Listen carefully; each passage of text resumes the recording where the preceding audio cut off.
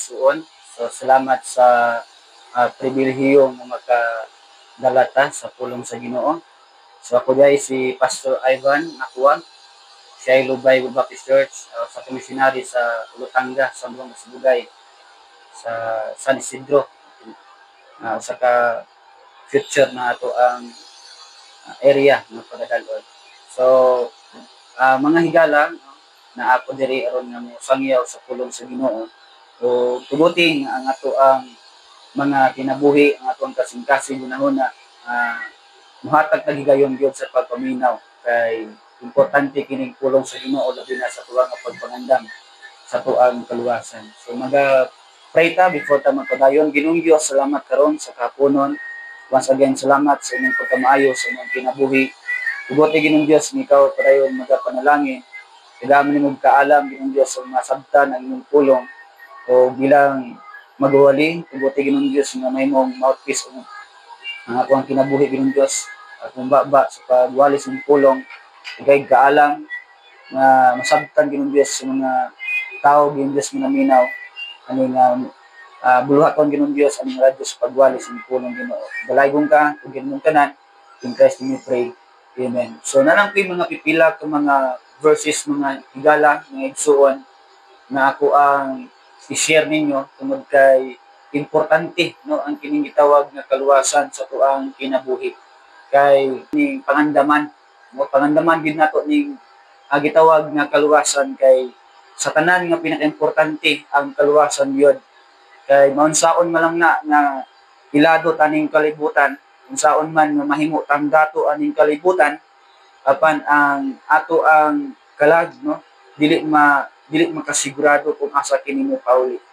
So nalang ko ipipila ka mga verses sa Biblia nga kung basahon. James chapter 4 verse 14 the Bible says, "Whereas you know not what shall be on the morrow, for what shall is your life, it is even a bit for that appeareth for a little time, and then vanisheth away." So sumala sa pulong sa Ginoo igsoon nga higala, ang ato ang kinabuhi gihulagway siya sama sa usa ka asog. Sa diha gani nga kung magluto ta, maglungag ta, sa diha nga magbukal ang ato nga nilungag, adunay asong nga mogawas. O kung imo ang basihan, pipila lang ka mga segundo, mawala lang dayon. O ginana ang ato ang kinabuhi igsuon higala, ining kalibutan, naagid ta gitawag nga utlanan.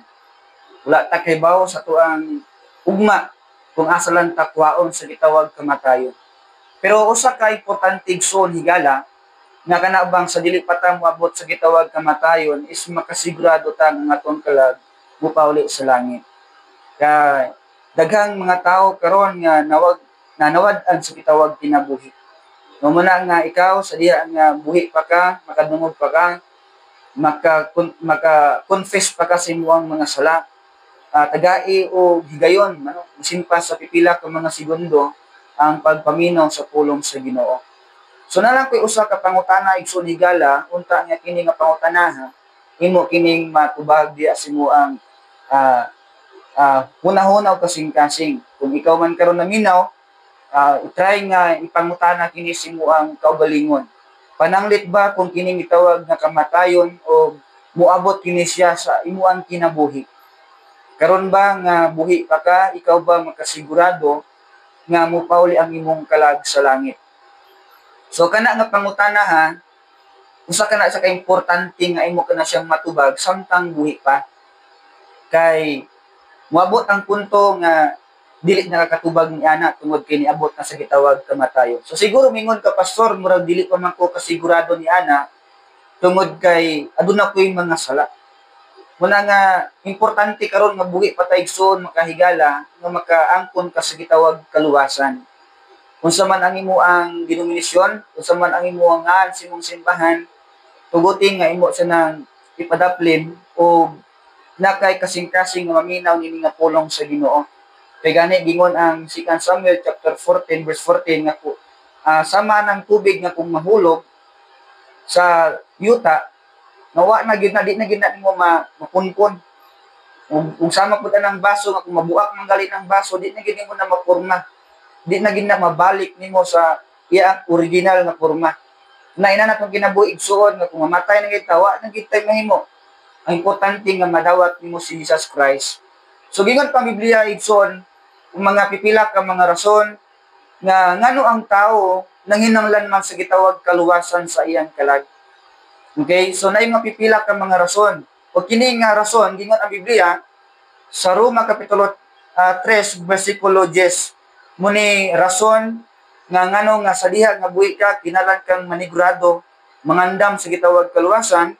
Kaya nagingon ang Bible sa Roma kapitulo 3 bersikulo 10, gingon diha, as it is written, there is none righteous, no not one. So sumala sa Biblia igsoon ni gala walay matarong nga tao ani kalibutana.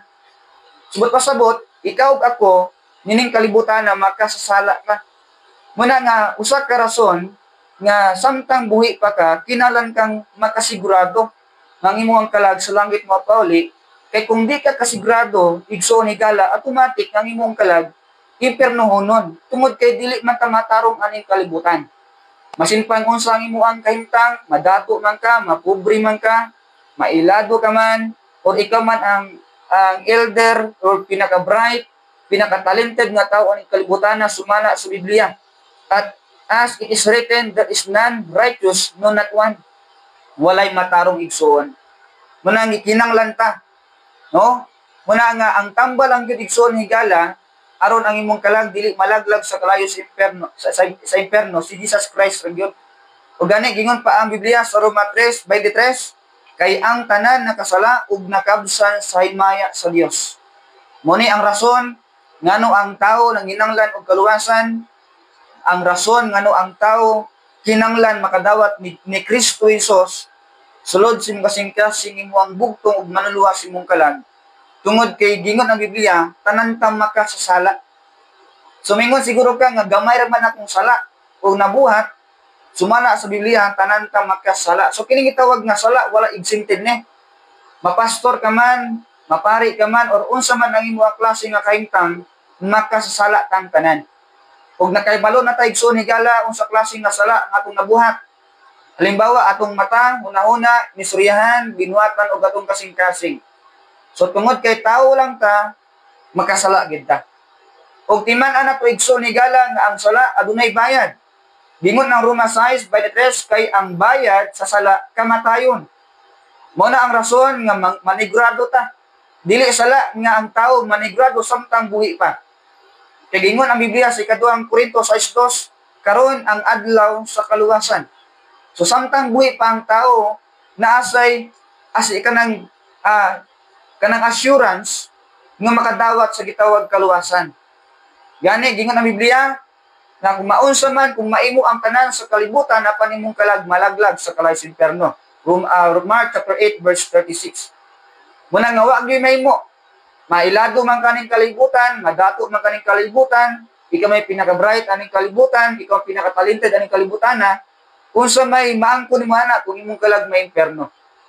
Munang tanan taos kalibutan way mo gamot, tanan ta maabot sa gitawag kamatayon.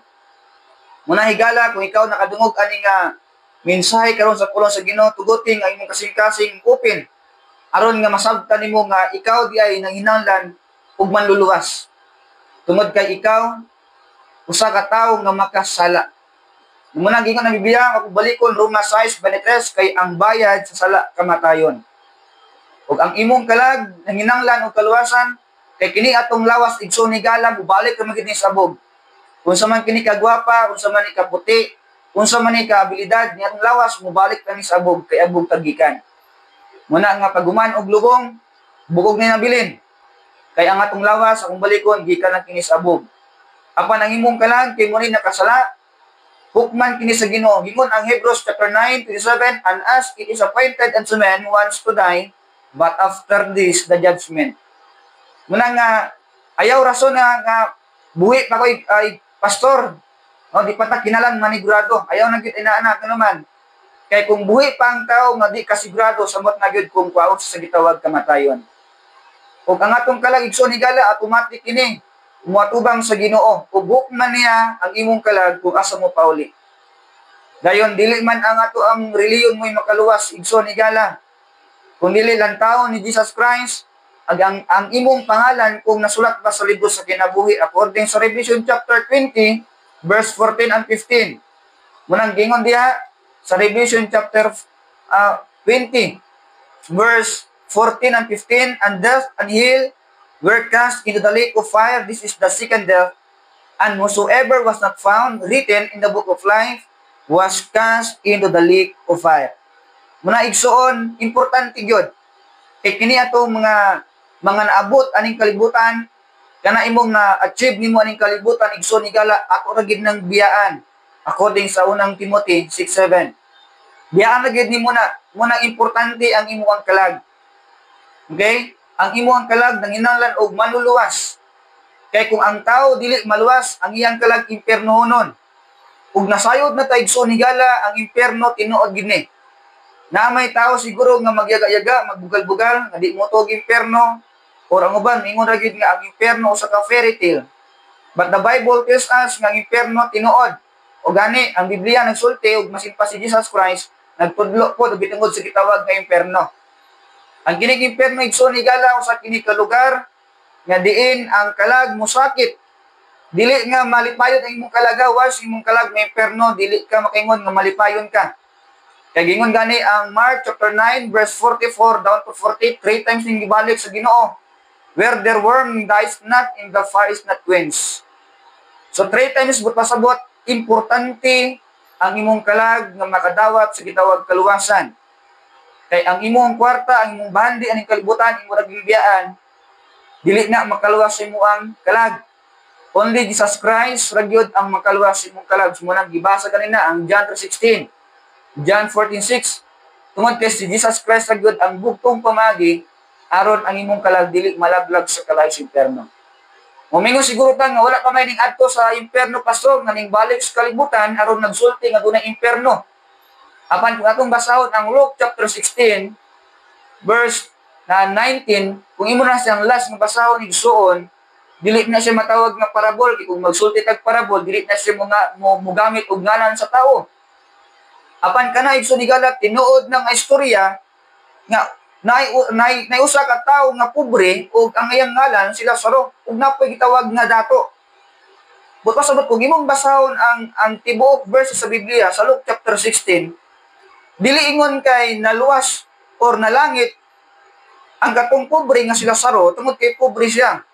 Dili pud ingon kay impierno na tong dato tungod kay dato siya. Ang kalainan na igsoon higala kay ang katong dato tungod sa iyang pagkadato wala na siya nanginanglan sa Ginoo. In short, wala na siya nanginanglan sa tawag kaluwasan tungod kay naanan niyang tanan. Kung maingon tag pagkaon, naanan niyang tanan. Ang kwarta sa kanan, balay, naanan tanan kay dato god. Kung magsulti tayo og dato, naagi na siya kaya. No, mapalit niya kung sa iyang gusto. Pero kini nga pobre nga tao, nga si Lazaro, pinaka-pobre din siya sa tanan nga tao. Kay masin kani usik lang diya sa lamisa, iagi ni siyang kanon ug napay mga kabahong nga mga iro. Pero kabantay ka medson higala sa verse 21 22, at came to pass that the beggar died and was carried by the angels into Abraham's bosom. The rich man also died and was buried.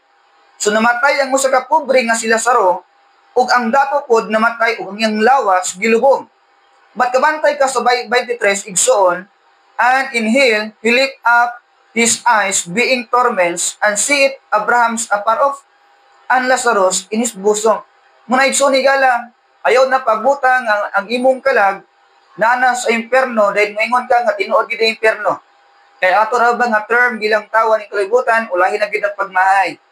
Ayaw pagbutang makita na nimong impierno sa nakamutong adunay impierno. Kay kung imong basa ng Bible igsoon higala, adunay gi impierno.